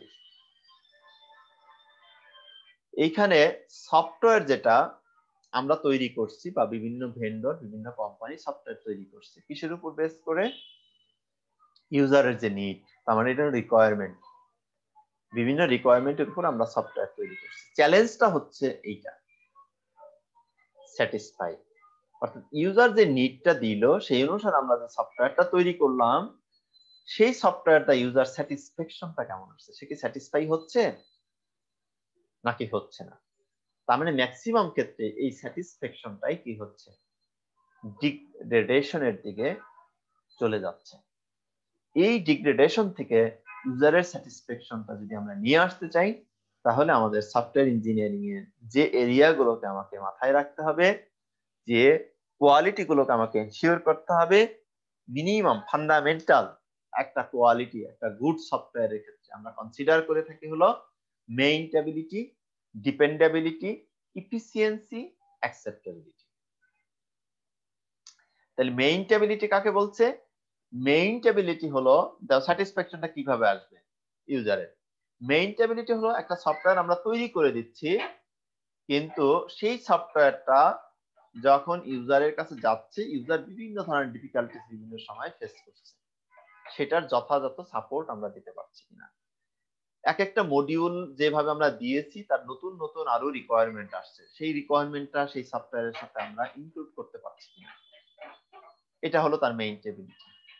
ডিপেন্ডেবিলিটি অর্থাৎ সেই সফটওয়্যারের উপর একজন ইউজার আসলে ট্রাস্ট অর্থী, অর্থাৎ কতটা নির্ভর করতে পারছে, কতটা বিশ্বাস রাখতে পারছে যে আমার এই সিস্টেম দ্বারা আমার কোনো লস হবে না বা আমার কোনো ইকোনমিক্যাল বা বিভিন্ন ধরনের ক্ষতির সম্মুখীন আমি হব না। অর্থাৎ সিকিউরিটি, ভিতরের যে সিকিউরিটি সিস্টেম সেটা কি আছে, এমন ভাবে আছে এইটা দ্বারা কোনো প্রতিষ্ঠানের কি হবে না। আমি যেটা ব্যবহার করছি, আমার হয়তো একটা ব্যাংকিং সিস্টেমের জন্য আমি একটা সফটওয়্যার ব্যবহার করে যদি থাকি, তাহলে এটা আমাকে এনশিওর থাকতে হবে এক অ্যাকাউন্টের টাকা অন্য অ্যাকাউন্টে কেউ নিতে পারবে না, বা একটা ব্যাংক ব্যালেন্সের যে আমার যে সিস্টেম আছে সেই সিস্টেমটাকেও ব্রেক করতে পারবে না। এটা এনশিওর হওয়া, কাস্টমারকে এনশিওর করা, এবং সে যদি ব্যবহার করে এটা সিওরিটি যদি পায়, তাহলে আসলে ওই সিস্টেমের উপর সে ডিপেন্ড করতে পারে। এই জন্য আমরা বলছি ডিপেন্ডেবিলিটিটা নিশ্চিত থাকতে হবে, তাহলে ইউজারের স্যাটিসফ্যাকশন আসবে। ইফিসিয়েন্সি একটা প্যারামিটার। ইফিসিয়েন্সিটা কোনটা? ইফিসিয়েন্সি হলো দুইটা ভাগে ভাগ করা হয় ইফিসিয়েন্সিটাকে, একটা হলো পারফরমেন্স, আর একটা হলো তার স্পেস। পারফরমেন্সটা হলো যেমন ইভালুয়েশনের ক্ষেত্রে আমরা বলেছিলাম, পারফরমেন্স আসে হলো তোমার যেমন 100টা আমি ইনপুট দিলাম, 100টার মধ্যে সে 100টাই কারেক্টলি আউটপুট জেনারেট করতে পারলো, তাহলে তাকে আমরা বলবো তার পারফরমেন্স 100%। যদি 100টার মধ্যে একটা মিস গেল তাহলে 90%, 99%। যদি এরকম 10টা 90টা ঠিক মতো করে, 10টা কি হয় ঠিক মতো করতে পারেন না 10টা কেজের ক্ষেত্রে, তাহলে আমরা বলতে পারি এরকম 90%। তার মানে ইফিসিয়েন্সি কাস্টমার চাবে যে আমার ইফিসিয়েন্সি 100% হোক। তাহলে এটা বিভিন্ন সফটওয়্যারের ক্ষেত্রে এটাও ডিপেন্ড করে। কিছু কিছু সফটওয়্যারে আছে হয়তো ইফিসিয়েন্সিটা ইম্পর্টেন্ট না, কিন্তু আবার স্পেসটা ইম্পর্টেন্ট। স্পেস কোনটা? স্পেস হচ্ছে মেমোরিতে একটা সফটওয়্যার কতটুকু জায়গা নিচ্ছে। একই সফটওয়্যার একই আউটপুট দিচ্ছে, একটা হিউজ স্পেস নিচ্ছে আর একটা অল্প স্পেস নিচ্ছে। তাহলে যেটা হিউজ স্পেস নিচ্ছে তাই তার কম্পিটিশনাল কস্ট বা কমপ্লেক্সিটি অনেক বেড়ে যাচ্ছে, সিস্টেম স্লো হয়ে যাচ্ছে, টাইমটা অনেক বেড়ে যাচ্ছে, আবার কিন্তু ইফিসিয়েন্সি হয়তো ভালো। আবার আর একটা সিস্টেমে দেখা গেল যে ইফিসিয়েন্সি অনেক কম, হয়তো এত ভালো না, কিন্তু সিস্টেম অনেক ফাস্টার, অল্প স্পেস নিয়েছে, দ্রুত এক্সিকিউট হয়। এখন এটা অ্যাপ্লিকেশন ডোমেইনের উপর ডিপেন্ড করবে যে আমার কোন ধরনেরটা আমি প্রায়োরিটি দেবো, ইফিসিয়েন্সির সাথে পারফরমেন্স প্রায়োরিটি দেবো নাকি স্পেস প্রায়োরিটি দেবো, নাকি এখানে স্পেস যাই হোক আমাকে পারফরমেন্স কি রাখতে হবে, 100% রাখতে হবে। এটাও ডিপেন্ড করছে। যেমন ধরো একটা এক্সাম্পল দেই, আমরা ফোন কলের কথা চিন্তা করো, আমরা যখন মোবাইলে কথা বলি এটাও একটা সিস্টেম দ্বারা কি হচ্ছে, একটা সফটওয়্যার দ্বারা এটা নিয়ন্ত্রণ করা হচ্ছে। ভিতরে ব্যাক এন্ডে একটা সিগন্যালকে সে কি করছে, রিসিভ করে আবার আমরা যেটা কথা বলতেছি সেটাকে সিমালটেনিয়াসলি সিনক্রোনাস ওয়েতে সে পাঠাচ্ছে আবার রিসিভ করছে, যে কারণে আমরা যার সাথে ফোনে কথা বলি মনে হচ্ছে রিয়েল টাইম যেরকম অনুভূতি ফিল সেটা কিন্তু আমরা করতে পারছি, মানে কাছাকাছি সামনে দাঁড়িয়ে যেভাবে কথা বলতাম সেটা আমরা বুঝতে পারছি। তার মানে এটার স্পিড, এটার এক্সিকিউশন, যে টাইম, এটাকে একদম রিয়েল টাইম করা হয়েছে, যে কারণে স্পেস বলতে গেলে এখানে খুব কম ব্যবহার করা হয়েছে, ফাস্টার এক্সিকিউট হচ্ছে। কিন্তু ডিসঅ্যাডভান্টেজ ইফিসিয়েন্সিটা কি, ইফিসিয়েন্সি হলো মাঝে মাঝে কল হয়তো কেটে যাচ্ছে, ড্রপ হচ্ছে। তার মানে এখানে কল ড্রপ হলে এখানে কোনো লস হচ্ছে না, বাট এই ক্ষেত্রে ইম্পর্টেন্ট হলো রিয়েল টাইম। কথা বলার সময় তুমি যদি কথা 1 মিনিট কথা বললাম, এরকম একটা কথা আমি ভালো আছি এই কথা বলে তার, বা তুমি কেমন আছো উত্তরে বললো যে আমি ভালো আছি, এটা শোনার জন্য আমাকে 1 মিনিট ওয়েট করতে হচ্ছে, তাহলে ফোন মানুষের কাছে কিন্তু এত পপুলার হতো না, বিরক্তিকর হতো। যেমন ধরো আমরা বিভিন্ন সময় ইমোতে যখন কথা বলি, এটা কিন্তু অনেকটা এরকম ইফেক্ট আসে, কথা বললে একটু সময় তোমাকে ওয়েট করতে হয় তার রেসপন্সটা আসতে, যে কারণে অনেক ফ্রি কথা বলতেছে, যাদের বাড়িতে নেট আছে তারপরে মানুষ কিন্তু কি করে না, ইমোতে কথা বলতে স্বাচ্ছন্দ্য বোধ করছে না, সে মোবাইল ফোন কলেই কথা বলতে স্বাচ্ছন্দ্য বোধ করছে, বা ইমোতে কিছুক্ষণ কথা বলে কেটে দিয়ে পরে ফোনে কথা বলতে হচ্ছে। তার মানে এই যে যে ডিস্টার্বিং এইখানে এলিমেন্ট, এইখানে তোমার ফোন একবার কেটে যাক তার চাইতেও ভালো যদি সে রিয়েল টাইম যদি ফিলিংসটা সে পায়, যে আমি কাছে দাঁড়িয়ে কথা বলতে যেরকম হবে কথোপকথন ডিসকাশন, আমি ফোনেও সেই ইফেক্টটা আমি পাচ্ছি। তাহলে এটার ক্ষেত্রে কি বলা হলো, ইফিসিয়েন্সি দুইটা পার্ট, এটা টাইমটাকে কমিয়ে নিয়ে আসা হয়েছে, এক্সিকিউশন টাইম, স্পেসটাকে কমিয়ে নিয়ে আসা হয়েছে, কিন্তু পারফরমেন্স একটু ডিক্রিজ হয়েছে, অর্থাৎ মাঝে মাঝে কল ড্রপ হয়ে যাচ্ছে। বাট যদি এরকম কল একবারও ড্রপ হবে না ইনশিওর করলাম, কিন্তু কথা এরকম করে আসবে, তাহলে এটা কিন্তু এতটা পপুলার হতো না। এই জন্য স্পেসিফিক যে ডোমেইন, সেই ডোমেইনের উপর ডিপেন্ড করে এক একটার এক এক ধরনের এই কোয়ালিটি আমাদের কি করতে হয়, এনশিওর করতে হয়। এটা তোমার যদি ধরো যে অ্যাকাউন্টিং রিলেটেড বা ইকোনমিক্যাল কোনো ট্রানজাকশন রিলেটেড যদি কোনো সফটওয়্যার হয়, তাহলে তোমাকে আবার কি করতে হবে, একটু স্লো হোক, প্রসেস করতে 1 মিনিট সময় নেই, কোনো সমস্যা নেই, কিন্তু অ্যাকুরেট কোনো টাকার যেন আমি 500 টাকার জায়গায় 500 টাকাই যেন পাই, 500 টাকা চাইলাম তোমাকে দিয়ে দিল কি 5000 টাকা, তাহলে হবে না। যেমন ধর এটিএম বুথের ক্ষেত্রে, এটিএম বুথে একটু সময় নেয়, কার্ড দিচ্ছি, প্রসেস করছে, দাঁড়ায় থাকতে হচ্ছে কিন্তু আমাকে একটু, আবার টাকা যখন কি করছে ডিসপাস করছে, সে গুনতেছে, ভুল হলে আবার সে ইয়া করতেছে, টাইম নিচ্ছে, প্রসেস করছে, ডেটা কার্ডের যে ডেটা সেটা ম্যাচ করছে, পিন কোড ম্যাচ করছে, বিভিন্ন প্রসেসের মধ্যে টাইম নিচ্ছে, বাট তোমাকে পারফরমেন্স যদি বলি সেটা কিন্তু অ্যাকুরেসি কিন্তু তোমাকে 100% দিচ্ছে। তার মানে কোন ডোমেইনের সফটওয়্যার তার উপর বেস করে আমাকে কোনটার উপর ফোকাস করতে হবে, পারফরমেন্সের উপর নাকি স্পেসের উপর, স্পিডের উপর নাকি তোমার অ্যাকুরেসির উপর, এগুলো তোমাকে হলো ডিসাইড করতে হবে কোন টাইপের সফটওয়্যার এটা। এই জন্য একটা সিস্টেমের যদি আমরা ইউজার স্যাটিসফ্যাকশন বলি, সেই ডোমেইনও আমাকে যেমন দেখতে হবে, সাথে সাথে এই কোয়ালিটি গুলো আমাকে মেইনটেইন করতে হবে। দেন হলো অ্যাকসেপ্টেবিলিটি। অ্যাকসেপ্টেবিলিটি যদি আমরা বলতে চাই, তাহলে সবগুলো মিলে ইউজার যে রিকোয়ারমেন্ট গুলো আসলে দিয়েছিল, সেই ইউজারের রিকোয়ারমেন্ট গুলো সবগুলো সে আসলে পাচ্ছে কিনা, যদি পায় ওই সিস্টেমের মধ্যে, তাহলে সিস্টেম টা ওই ইউজারের কাছে তখন কি হয়, অ্যাকসেপ্টেড হয়। যে তার সব ধরনের সার্ভিস আমি যা চেয়েছিলাম সেটা আমি আসলে পাচ্ছি। এরকম যে যে কোনো সফটওয়্যারের ভালো আরো অনেকগুলো কোয়ালিটি আমরা দেখব। আইটিপুলি স্ট্যান্ডার্ডে এই কোয়ালিটি আছে প্রায় হলো 6 কোয়ালিটি আছে, কিন্তু আমরা যদি বেসিক কোয়ালিটি বলি যে কোনো একটা ভালো সফটওয়্যারের যে অ্যাট্রিবিউটস যদি আমরা বলি, তাহলে মিনিমাম এই 4টি অ্যাট্রিবিউটস তোমার থাকতে হবে: মেইনটেবিলিটি, ডিপেন্ডেবিলিটি, ইফিসিয়েন্সি আর হলো অ্যাকসেপ্টেবিলিটি। অনেক ডিটেইলস আলোচনা করেছি, এখন একটু শর্টলি আবার বলি। মেইনটেবিলিটি হচ্ছে একটা সফটওয়্যার তৈরি করে যখন ইউজারের কাছে দেওয়া হয়, ইউজারের যে কোনো রিকোয়ারমেন্ট যদি ওই সফটওয়্যার দ্বারা নতুন করে আবার ওর সাথে ইনক্লুড করতে হয়, বা যে কোনো নিড যদি সেই সফটওয়্যারের সাথে আবার ইনকর্পোরেট করতে পারি, তাহলে এটা হলো মেইনটেবিলিটি। আর যদি এটা না করা যায়, যা বানাই দিছি ওয়ান টাইম, পরবর্তীতে আর কোনো কিছু কি হবে না, সংযোজন বিয়োজন করা যাবে না, তাহলে সেটার মেইনটেবিলিটি থাকলো না। তার মানে যে কোনো চেঞ্জিং নিড আসলে সেটাকে ওই সিস্টেমের সাথে ইনকর্পোরেট করা বা মিট করানো যাবে, এইরকম ক্যাপাবিলিটি থাকতে হবে।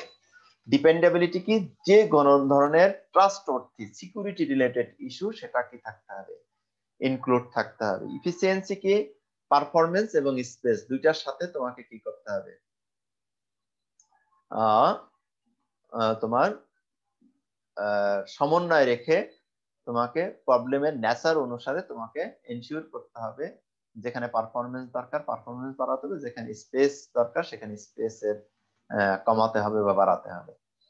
অ্যাকসেপ্টেবিলিটি কি, অ্যাকসেপ্টেবিলিটি আমরা বলছি হলো ইউজারের যে ধরনের প্রয়োজন ছিল, নিড ছিল, সেই নিড গুলোকে মিট আপ করা।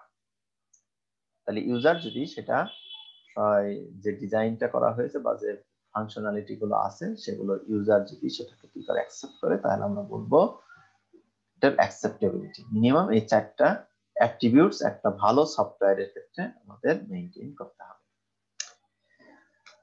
ওকে, নেক্সট। এই পর্যন্ত আমরা বুঝতে পারছি কিনা বলো?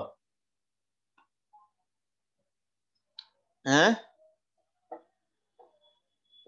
জি স্যার। জি স্যার।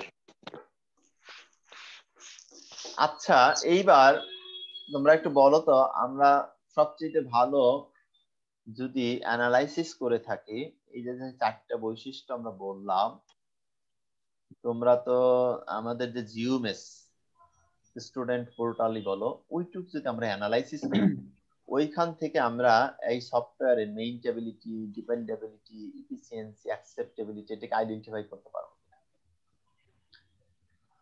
হ্যাঁ, এই 4টা এই সফটওয়্যারের ক্ষেত্রে আমরা যেটা ব্যবহার করছি জিউএমএস, তোমরা যে পার্টটুক ব্যবহার করে থাকো ওই ব্যবহারের সাপেক্ষে তোমরা একটু কেস স্টাডি করো। কেস স্টাডি করে 4টা কোয়ালিটি দেখো বের করতে পারো কিনা। হ্যাঁ, তোমাদের একটা কাজ করি, তোমাদের একটা ব্রেকআউট রুম ক্রিয়েট করে দেই, 5-6 মিনিট সময় নাও, তোমরা ওইরকম একটা ডিসকাস করো তোমাদের নিজেদের। আমরা যতটুকু ডিসকাস করলাম, মেইনটেবিলিটি, ডিপেন্ডেবিলিটি, এফিসিয়েন্সি, অ্যাকসেপ্টেবিলিটি, তাহলে পরিচিত এই সফটওয়্যারটাই তো আমাদের সবচেয়ে বেশি পরিচিত, তাই না? এই সফটওয়্যারটার উপর বেস করে তোমরা মেইনটেবিলিটির 2টা পয়েন্ট খুঁজে বের করো, ডিপেন্ডেবিলিটির 2টা পয়েন্ট খুঁজে বের করো, এফিসিয়েন্সির 2টা পয়েন্ট খুঁজে বের করো, অ্যাকসেপ্টেবিলিটির এরকম 2টা পয়েন্ট খুঁজে বের করো।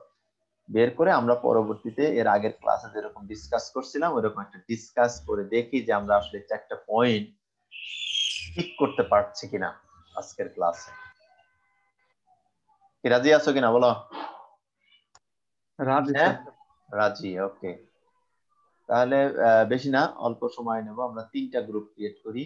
স্টুডেন্ট আছি আমরা 27, 28, 3 নং 27, 9 জন করে আসবে। 9 জন করে ডিসকাস করে একজন কি করব, আমরা ব্রিফ করব, তারপর আমরা এটা কনক্লুড করব। টাইম দিলাম তোমাদের হচ্ছে 5 মিনিট, 6, 7, 7 মিনিট, 7 মিনিট টাইম দিলাম এক একজনের। আমরা 30-এ এটা কি করব, এখন 21 বাজে, তার মানে 28, 29, 30-এর দিকে আমরা ইয়া করব। আর এটা কি স্টুডেন্ট পোর্টালের উপর? হ্যাঁ, তোমরা যেটুকু পার্ট ব্যবহার করো জিওএমএস এর, ওই পার্টটুকুর উপর। ঠিক আছে? Okay sir. ওকে, হ্যাঁ, স্টার্ট।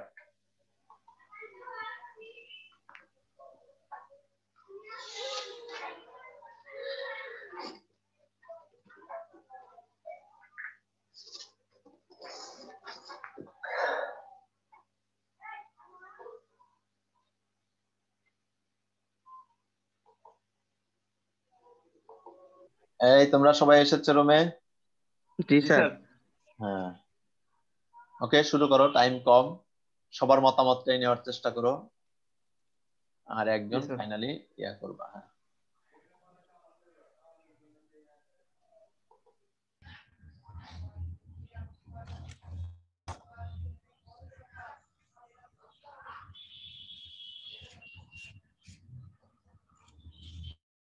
শুনতেছিস?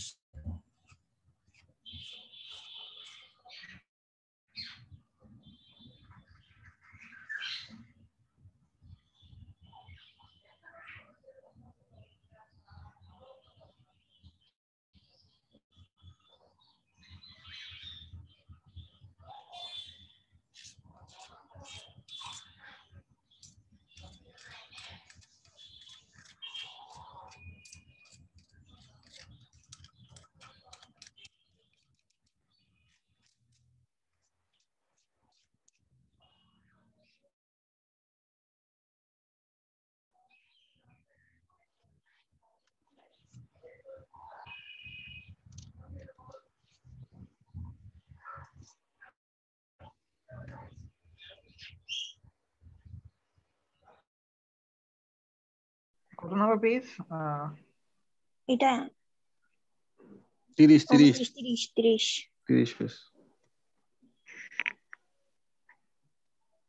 হুম, page 3 এই গ্রুপ 2 তোমরা কি অবস্থা? জি স্যার, শেয়ার জি দিতেছি। স্যার, চলতেছে। তোমাদের কিন্তু কোনো ডিসকাশন শুনতে পাচ্ছি না। স্যার আমাদের স্ক্রিন শেয়ার দিতেছে তো, স্টার্ট আচ্ছা, করতেছি স্যার ধরো একটুখানি। টাইম টাইম কিন্তু অল্প, শুধু জি করে। স্যার। আচ্ছা, আমরা এমনিতে আলোচনা করি। আমরা ওই যে ফার্স্টটা হলো ফার্স্টে হ্যাঁ, মেইনটেইনেবিলিটি না? হ্যাঁ মেইনটেইনেবিলিটি। হ্যাঁ, এখানে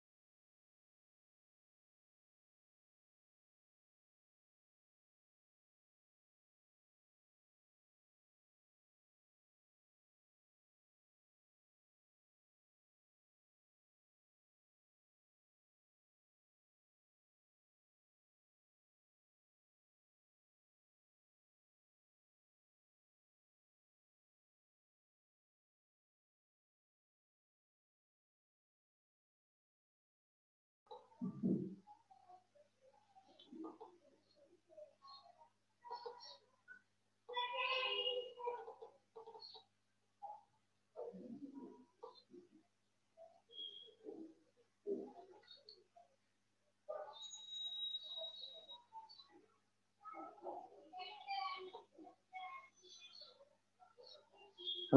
নাবিলা,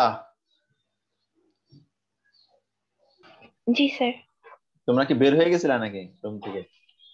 না স্যার, আমরা হঠাৎ করেই বের হয়ে গেলাম। এখানে স্যার লিভ দেওয়া হয়েছিল, তারপরে বের হয়েছি। আচ্ছা আচ্ছা আমি তো লিভে দিই নাই, তাও বের হয়ে গেলাম। আচ্ছা, ব্যাপার না, যতটুকু হয়েছে ততটুকু ডিসক্রাইব করবা। এখানে আছে কে? রুম 1-এ আছে হলো তোমরা আরাফাত, প্রীতম। জি স্যার। তোমাদের গ্রুপে কে বলবে? এক্সপ্লেইন শফিক করবে স্যার। কে? হ্যাঁ, শফিকুল ইসলাম। শফিকুল ইসলাম। আসসালামু আলাইকুম স্যার। হ্যাঁ স্যার, জিওবি স্টুডেন্ট পোর্টালের আন্ডারে আমরা যদি চারটা এই পয়েন্ট দেখি, মেইনটেনেবিলিটির ক্ষেত্রে যদি আমরা দেখি, তো জিওবি স্টুডেন্ট পোর্টালে মেইনটেনেবিলিটিটা হচ্ছে স্যার ডিভাইডে ওটাকে চেঞ্জ করা বা আপডেট করা। তো স্যার জিওবিতে স্টুডেন্ট পোর্টালে আমরা দেখি যে আমাদের টিউশন ফি গুলা বা রেজাল্ট আসলে এটা আপডেট করা হয়। তো এটা মেইনটেনেবিলিটিটা মানে আছে, আমরা ধরে নিলাম। হ্যাঁ, গুড। তারপরে সেকেন্ডলি আছে স্যার ডিপেন্ডেবিলিটি। তো ডিপেন্ডেবিলিটিটা হচ্ছে স্যার সফটওয়্যারটা ট্রাস্ট ওয়ার্দি হতে হবে। তো আমরা দেখা যেতেছে এই সফটওয়্যারটা মানে পাসওয়ার্ড দিয়ে সিকিউর করে আমরা এটা ট্রাস্ট ওয়ার্দি, আমাদের টিউশন ফির যেই অ্যামাউন্ট গুলা বা আমাদের রেজাল্টটা বা আমাদের বায়োডাটা এটা মানে হোল্ড করে। তো স্যার এটা ডিপেন্ডেবিলিটিটাও আছে। মানে হিসাব নিকাশ ঠিকঠাক মতো আসে কিনা, তোমাদের বেশি এরকম কোন সময় টিউশন ফি অ্যাড হয়ে যায় কিনা, বা তোমার যেটা প্রয়োজন যে তার সাথে না কম স্যার, আসে কিনা, স্কলারশিপ মানে ওয়েবটা অ্যাড হয়, মানে মানে হিসাব হিসাব নিকাশ যা আসলে আসার কথা এক্স্যাক্টলি তাই পাওয়া যাচ্ছে, তাই তো? স্যার। তার মানে এটাই অনেকটা ট্রাস্টওয়ার্থি। হ্যাঁ জি স্যার। আর থার্ডলি আছে স্যার ইফিসিয়েন্সি।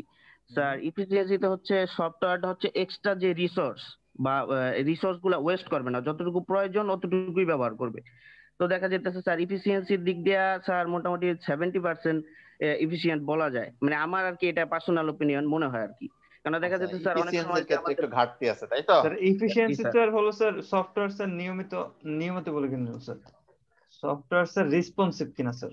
হ্যাঁ হ্যাঁ হ্যাঁ, মানে ফাংশনালি যে সার্ভিসটা সেটা স্মুথলি সে দেয় কিনা, 100% দেয় কিনা, এটা লিখেছি স্যার। দ্যাট জাস্ট স্যার ওই সেমিস্টারের রেজাল্ট দেওয়ার সময় একটু ঝামেলা, মানে কোন জায়গায় একটু প্রবলেম আছে, জি স্যার, বেশি লোড আসলে তখন সেটা কি হয়ে যায়, জি স্যার। প্রবলেমে পড়ে। তাই না? তার মানে একটা জায়গায় আমরা একটু পেলাম ইফিসিয়েন্সির ক্ষেত্রে। আর স্যার 4 নাম্বার হচ্ছে স্যার অ্যাকসেপ্টেবিলিটি।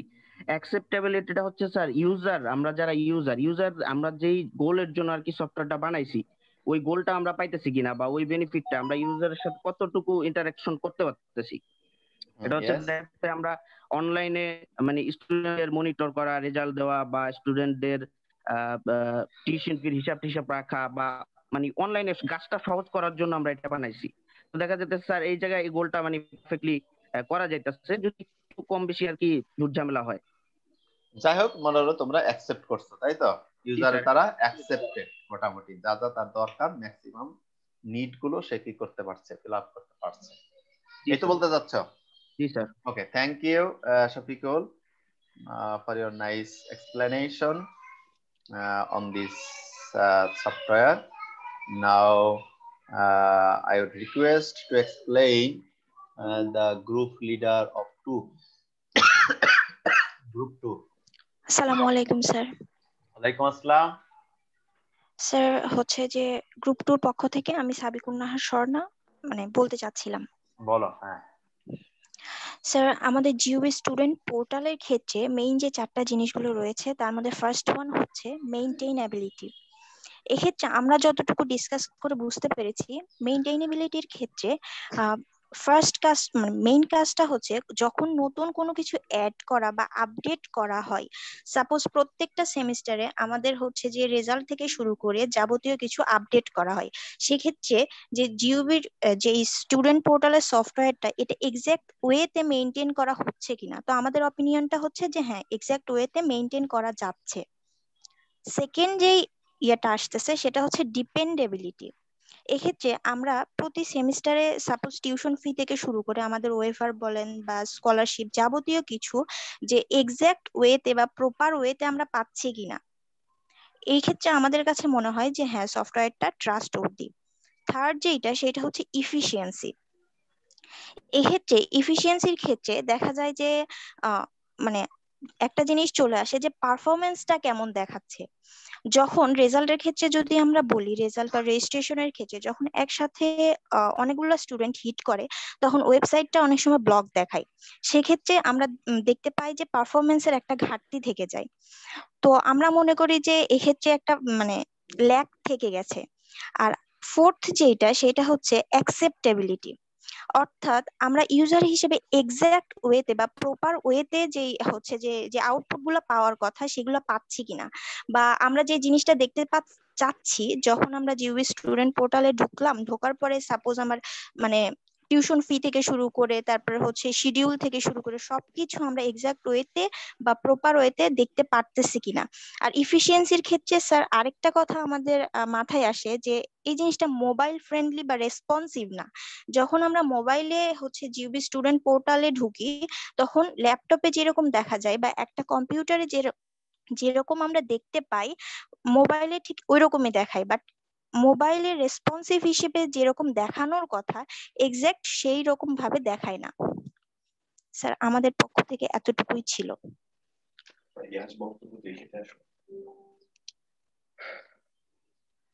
আরাফ 3 নম্বর থেকে আমি বলবো। Hello sir. ওয়েট করো। হ্যাঁ বল, সমস্যা নেই। হ্যাঁ আমি যেটা বলছি, হ্যাঁ তোমাদের আমরা দুইটা গ্রুপ শুনলাম, তোমাকে অনেক ধন্যবাদ স্বর্ণা। আমরা আরেকটা গ্রুপ শুনি, একবার আমি সামারি করে পয়েন্টগুলো আমি আরেকবার বলবো। গ্রুপ 3 থেকে কে বলবে? আসসালামু আলাইকুম sir, here I am directly কিয়াশ। ফার্স্ট অফ অল আমাদের স্টুডেন্ট পোর্টালের যদি কথা বলি, মেইনটেনেবিলিটিটা 100% বলবো না, সবাই বলছে মেইনটেনিং, হ্যাঁ বাট মেইনটেনিং করা হয় ঠিকই। যেমন আমাদের টাকা জমা হলে টাকাটা 2 দিন পরে জমা হচ্ছে, আমাদের রেজাল্টটা চেঞ্জিংটা যেটা হচ্ছে এটা কি করতেছে, টিজিবিটা একটু চেঞ্জ করা হলে চেঞ্জিংটা হতেছে 2 দিন সময় নিচ্ছে বা 1 দিন সময় নিচ্ছে। তবে হ্যাঁ মেইনটেনিংটা ঠিক আছে, বাট 100% না, ঠিক আছে? যে এক্সাক্ট ওয়েতে সাডেনলি যে সাথে সাথে যে চেঞ্জিং হয় বা মেইনটেনিং হয় এমনটাও কিন্তু না। তবে হ্যাঁ মেইনটেনেবিলিটি মেইনটেইন করে বিদায় এটা চেঞ্জ হয় পরে। তারপর ডিপেন্ডেবিলিটি কথা ক্ষেত্রে বলে এটা 100%ই হয়, কারণ সবসময় কেউ কারো পোর্টালে ঢুকতে পারে না সিকিউর ওয়েতে, সবসময় সিকিউরিটি মেনটেন করে অলওয়েজ, যেখানে যাদের পাসওয়ার্ড দিয়ে যাদের আইডি দিয়ে যে ঢুকে অন্য কেউ অ্যাক্সেস করতে পারে না জিনিসটা। তারপর এফিসিয়েন্সির ক্ষেত্রে যদি বলা যায় যে শুধু রেজাল্ট আর যদি বলি রেজিস্ট্রেশনের সময় না, মাঝে মাঝে সার্ভারটা একটু হ্যাং হয়, যেটা যাই হোক। তবে এফিসিয়েন্সির ক্ষেত্রে আসলে লাইসেন্সটা প্রায় 60% মানে গুড সেট থাকে, আর ওর সাথে 40% লাইসেন্স রয়ে গেছে এফিসিয়েন্সির ক্ষেত্রে, যেটা তিনটার মধ্যে সবচেয়ে বেশি এফিসিয়েন্সিটা মনে হয় একটু বেশি সমস্যা হচ্ছে। আর অ্যাকসেপ্টেবিলিটিটা যদি বলি, ডিজাইনটা ওয়েল আমাদের জন্য খুবই সুবিধাজনক, আলাদা আলাদা করে আলাদা রেজাল্টের জন্য আলাদা, নিজের প্রোফাইলটা আলাদা থাকে, ফি রেজিস্ট্রেশনের ব্যাপারটা আলাদা থাকে, তারপর হোম পেজটা আলাদা থাকে, তারপর শিডিউলটা আলাদা থাকে। এটা এই ডিজাইনটা অ্যাকচুয়ালি সবার জন্য খুবই খুবই সুবিধাজনক। আর এটার অ্যাকসেপ্টেবিলিটি এবং আন্ডারস্ট্যাবল জিনিসটা বলে এটা 100%ই। সবশেষে যদি বলা যায় চারো জিনিসটা সব চারোটাকে মেনটেন করে খুব ভালোভাবে, যদিও বা কিছু লাইসেন্স আছে যেটা যদি রিমুভ করা যায় তাহলে এটা মানে ফুললি 100%ই হবে ইনশাআল্লাহ। ওকে এতটুকু ছিল। Thank you Yash. আমরা তিনটা গ্রুপ থেকে যেটা কমন আমার কাছে যেটা মনে হয়, এটা আগে আমাদের একটু কনসেপ্টটা পরিষ্কার করি যে মেইনটেবিলিটি বলতে আমরা যেটা বলছি যে কোনো চেঞ্জেস আসলে সেটা কি করবে। এটা আসলে চেঞ্জেস বলতে আমরা যে ডেটার চেঞ্জ বলছি এটা না, চেঞ্জেস বলতে আমরা বোঝাতে চাচ্ছি যে কোনো একটা নতুন সফটওয়্যারে কোনো কিছু অ্যাড করা বা রিমুভ করা, সফটওয়্যারে নতুন কোনো ফিচার অ্যাড করা বা কোনো একটা ফিচার বাদ দেওয়া, এটা স্মুথলি একটা সফটওয়্যার রান করতেছে চলতেছে, এখানে নতুন একটা ফিচার কি হবে যুক্ত করা। যেমন ধরো এখন যেটা নতুন সিস্টেম যেটা বলি, এই সিস্টেমের সাথে তোমাদের এখন বিভিন্ন ফর্ম অ্যাড করে দেওয়া হয়েছে, তাই না? কথার কথা বিভিন্ন ফর্ম, এটা যদি এই সিস্টেমের সাথেই যদি কি করা যেত, ইনক্লুড করা যেত, যে যেমন স্যার নতুন যে মার্কিং সিস্টেমটা স্যার এটা স্যার যদি অ্যাড করা অ্যাড করা যেত, তাহলে এইটা হলো মেইনটেবিলিটি একটা সিস্টেমে। বুঝতে পারছো? আমি নতুন এই যে পেমেন্ট দিলাম বা রেজাল্ট দিলাম আপডেট, এটা তো তোর এক্সিস্টিং সিস্টেম আছে, কিন্তু মডিউলের কোনো চেঞ্জ করা হয়নি, জাস্ট ইনপুট ডেটাটা কি করা হচ্ছে, চেঞ্জ করা হচ্ছে। এটা মেইনটেবিলিটির মধ্যে পড়ে না। মেইনটেবিলিটি তাহলে বলে কি বুঝবো আমরা? ওই সফটওয়্যারের মডিউলের যদি কোনো চেঞ্জ করতে হয়, ভিতরে ব্যাকএন্ডে কোনো কিছু চেঞ্জ করে দিলাম, ইজিলি সেটা চেঞ্জ করা যাবে এবং নতুন সার্ভিসটা ইউজার কি করবে, ইজিলি পেতে পারে। বা কোনো এক্সিস্টিং একটা সার্ভিসকে আমি একটু মডিফাই করতে চাই, আগে এইভাবে আউটপুট পেতাম, এখন এইভাবে পেতে চাই। যেমন ধরো আগে শুধুমাত্র আমি তো রেজাল্ট দেখতে পেতাম, এখন রেজাল্টের সাথে সাথে আমি এটাও দেখতে চাই যে কোন কোন টোটাল যে সেমিস্টার, এই সেমিস্টারের মধ্যে কতগুলো সেকশনে কত পার্সেন্ট রেজাল্ট, একটা সামারি রেজাল্ট আমি কি করতে চাই, একসাথে দেখতে চাই। মানে একটা স্টুডেন্ট দেখতে পাবে যে আমাদের এই সেকশনে টোটাল এতজন পাস করছে, এতজন ফেল করছে, তাই তার মধ্যে আমিও একজন পাস করছি। এতজন হয়তো এ প্লাস পাইছে, তার ভিতর আমি হয়তো একজন এ প্লাস পাইছি। এতজন হয়তো আমার এই সিস্টেমের, আমার এই সেকশনের মধ্যে কি করছে, ফেল করছে, আমি সেখানে কি করিনি, ফেল করিনি বা পাস করেছি। এই যে নিজেকেও কি করা, কম্পারেটিভলি অ্যানালাইসিস করে বের করা আমার অবস্থানটা এখন এই সেকশনে কেমন। তার মানে এক্সিস্টিং এই রিপোর্টটা যদি আমি অ্যাড করতে চাই, তাহলে আমি কি করতে পারবো, ইজিলি করে দিতে পারবে ওই সফটওয়্যার। তাহলে আমরা বলবো যে সফটওয়্যারের মেইনটেবিলিটি ঠিক আছে। একটু বুঝতে পারছি কিনা বলো? তোমাদের কাছে আলোচনাটা শুনছি এই কারণে, আমি যেভাবে বোঝানোর চেষ্টা করছি ওইভাবে বুঝছো নাকি অন্যভাবে বুঝছো? তাহলে এই বোঝার ক্ষেত্রে একটু কি ছিল আমাদের, ল্যাগিং স্যার, একটু তফাৎ ছিল কিন্তু। তাহলে সফটওয়্যারে মেইনটেবিলিটি বলতে বুঝবো হলো সফটওয়্যার ইনস্টল হয়ে গেছে, ইউজার ব্যবহার করছে, সেই সময় ইউজারের কোনো প্রয়োজন আসছে যে আমার সফটওয়্যারে এই মডিউলটা অ্যাড করে দাও বা এই ফিচারটা অ্যাড করে দাও বা এই ফিচারটা বন্ধ করে দাও। তাও আমার সিস্টেমের ব্যাপক কোনো চেঞ্জ হবে না, সিস্টেম সিস্টেমের মতোই চলবে, কিন্তু প্যারালালি আমি এই সার্ভিসটাও তাকে কি করতে পারবো, দিতে পারবো। তাহলে এটা হলো আমরা মেইনটেবিলিটি। এইবার বলো তো তাহলে আমার মেইনটেবিলিটি আছে কিনা? না জি স্যার, স্যার, আছে তো স্যার, আছে, মেইনটেবিলিটি আছে, কারণ আমরা অনেক মডিউলের সাথে কি করেছি, সার্ভিস চলা অবস্থায় অ্যাড করেছি, রিমুভ করেছি, এটা আমরা মোটামুটি ধরতে পারি তার মেইনটেবিলিটি আছে। জি স্যার, আগে অনলাইন পেমেন্ট সিস্টেমটা স্যার আমাদের ম্যানুয়ালি করতে হতো, হ্যাঁ, এখন এখন দেখা করতে যাচ্ছে পারছো আমরা তোমরা অনলাইনে এর করতে পারি। এই তো মানে অনেকগুলো ফিচার এরকম আমরা অ্যাড করেছি। স্যার এই চারটার মধ্যে আপডেটের বিষয়টা কোনটার সাথে মানে প্রত্যক্ষভাবে সম্পৃক্ত? কোনটা কোনটা? আপডেট, হ্যাঁ আপডেট যে আমরা করছি, হ্যাঁ তো এই চারটা বিষয়ে যেমন হচ্ছে মেইনটেবিলিটি, এফিসিয়েন্সি, ডিপেন্ড এবং হচ্ছে কি আপডেট করছো বলো? স্যার ইউজারের তথ্য স্যার। হ্যাঁ, ইউজারের তথ্য এটা আসলে কোনোটার মধ্যেই পড়ে না, এটা তোমার ইউজাবিলিটির মধ্যে পড়ে আসলে। ঠিক আছে, অ্যাকসেপ্টেবল, তুমি ইনফরমেশন দিচ্ছ, আপডেট করতে পারছো, এটা তোমার ইউজার যে ফাংশনালিটি যেটা বলি, এটা আরেকটা দেখবো আমরা সার্ভিস আইটি পুলির মধ্যে, সেটার নাম আছে ফাংশনালিটি, ওটার মধ্যে আমরা এটা স্পেসিফিক ভাবে অ্যালাইন করতে পারবো। এখন এই চারটার মধ্যে যদি তুমি বলতে পারো তাহলে অ্যাকসেপ্টেবিলিটি। ঠিক আছে, আচ্ছা আচ্ছা ঠিক আছে। এইখান থেকে তাহলে আমরা মেইনটেবিলিটিটা আমরা বুঝতে পারলাম। তারপরে ডিপেন্ডেবিলিটি তোমরা যেভাবে এক্সপ্লেইন করেছো এটা খুব চমৎকার, এটা ঠিক আছে। দেন আসছে হলো আমাদের কোনটা ডিপেন্ডেবিলিটির পরে বলো তো? মেইনটেবিলিটি, ডিপেন্ডেবিলিটি আর কি এফিসিয়েন্সি। এফিসিয়েন্সির ক্ষেত্রে তোমরা আইডেন্টিফাই করতে পেরেছো যে এখানে আসলে এফিসিয়েন্ট না এতটা, হয়তো পারফরম্যান্সের ক্ষেত্রে তোমাদের ক্ষেত্রে সিস্টেম স্লো হয়ে যাচ্ছে, কোনো কোনো সিস্টেম স্ট্যাক হয়ে যাচ্ছে, এটাও তোমরা মোটামুটি আইডেন্টিফাই করতে পেরেছো কারেক্টলি। দেন আসছে অ্যাকসেপ্টেবিলিটি। অ্যাকসেপ্টেবিলিটির ক্ষেত্রে এটা হলো মূলত এই সিস্টেমটা কতটা আন্ডারস্ট্যান্ডেবল, কতটা তোমার হলো এই সিস্টেম দেখে ইউজার কি করতে পারে, তার প্রয়োজনটা, ফাংশনটা, সার্ভিসটা সে পেতে পারে কিনা, এটার সাথে তার হলো স্যাটিসফ্যাকশন লেভেলটা কতটুকু, এটাও তোমরা বলছো, এটাও ঠিক আছে পয়েন্ট অফ ভিউ থেকে। তাহলে আমরা দেখলাম যে মেইনটেবিলিটির ক্ষেত্রে একটু প্রবলেম ছিল, সেটা আমরা পরিষ্কার হলাম। আর এফিসিয়েন্সির ক্ষেত্রে আরো যদি স্পেসিফিক ওয়েতে আমরা বলি, তাহলে দুইটা ভাগে আমাদের ভাগ করে নিতে হবে যে পারফরম্যান্স, একটা হলো তার এফিসিয়েন্সি, কিন্তু ওই অর্থে পারফরম্যান্স তার ঠিক আছে, বুঝতে পারছো? তার মানে রেজাল্ট কিন্তু সে ভুল দিচ্ছে না, রেজাল্ট ঠিক দিচ্ছে। তাহলে পিসি আছে কোন জায়গায়, তার স্পেস বা তার এক্সিকিউশন যে ক্যাপাবিলিটি, লোড নেওয়ার ক্ষেত্রে, তারপরে তার হিসাব নিকাশ, তার তোমার অ্যাকাউন্টের টাকা যা আসার কথা তাই আসছে, তার মানে এফিসিয়েন্ট, মানে পারফরম্যান্স ঠিক আছে, অ্যাকুরেসি ঠিক আছে, যা রেজাল্ট আসার কথা তাই তোমাকে দেখাচ্ছে, তোমার রেজাল্ট এ আসার কথা তোমাকে বি দেখাচ্ছে না, ঠিক আছে, তার মানে এক্সিকিউট যে করা অ্যাকুরেসি যেটা সেটা ঠিক আছে, শুধু প্রবলেম আছে হলে এখানে আমরা দেখছি পারফরমেন্সের যে আরেকটা প্যারামিটার যেটা বলছিলাম তার স্পেস, মেমোরি স্পেস, এইটার যে পদ্ধতিতে যেটা করা হয়েছে, যখন এরকম একাধিক হিট একসাথে যখন করছে এই লোডটা সে আর নিতে পারছে না, এই ক্যাপাবিলিটি নিচ্ছে, তখন সিস্টেম হয়তো কি হয়ে যাচ্ছে, বসে যাচ্ছে, হ্যাং হয়ে যাচ্ছে, অথবা আইডল স্টেটে চলে যাচ্ছে, তাই না?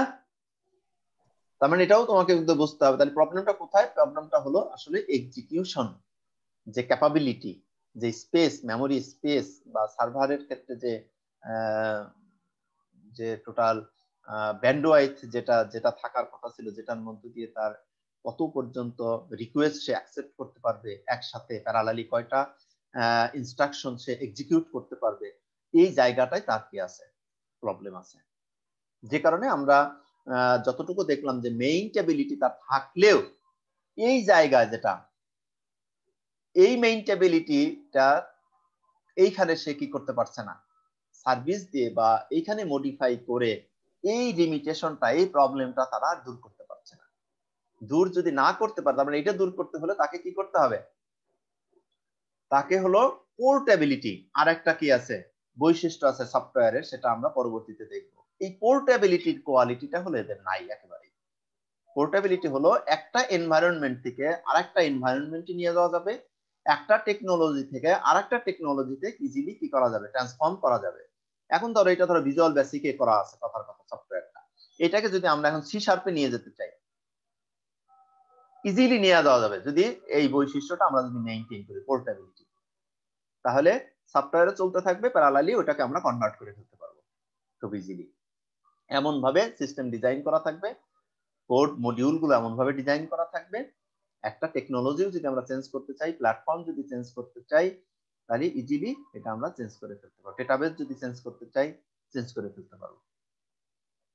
এই জায়গায় হলো এদের একটু কি আছে, প্রবলেম আছে, যে কারণে আমাদের কি করতে হচ্ছে, এই সফটওয়্যারটা এখন আর আমরা কন্টিনিউ করছি না।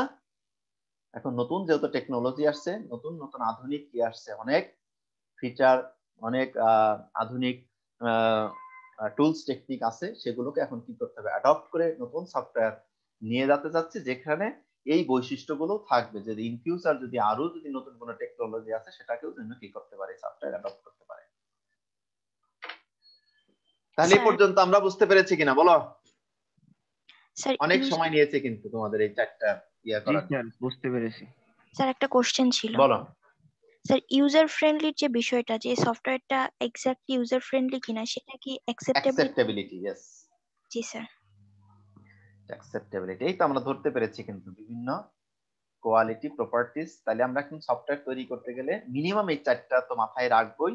এর পরবর্তীতে আমরা আরো দেখব, স্লাইডে আছে আইটিকুল স্ট্যান্ডার্ড, আরো কয়েকটা পয়েন্ট আছে সেগুলো দেখবো। এসিএম কোয়ালিটি আছে কিছু, সেগুলো স্ট্যান্ডার্ড আছে, সেগুলো আমাদের ফলো করতে হবে। তাহলে আমরা ইন্ডাস্ট্রিয়াল স্ট্রেন্থ বা প্রফেশনাল যে সফটওয়্যার যে কোয়ালিটি, সেগুলো কি কি থাকা দরকার, কোনটা মাথায় রেখে আমরা ডিজাইন করব, ডেভেলপ করব, সেগুলো আমরা বুঝতে পারবো।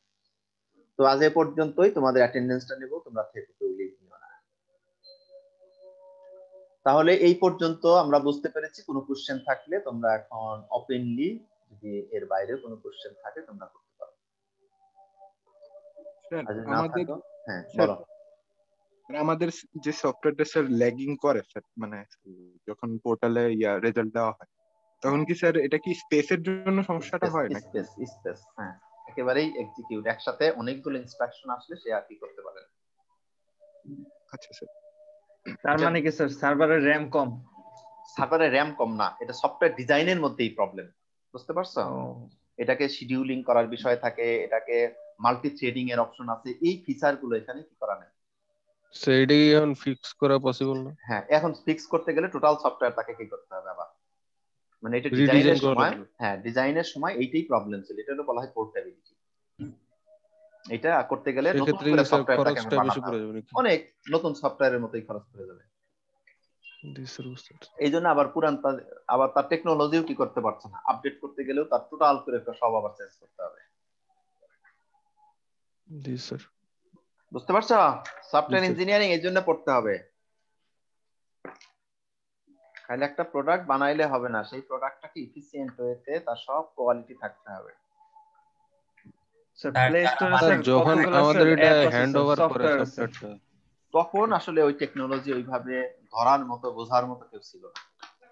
জি স্যার বুঝতে পারছি।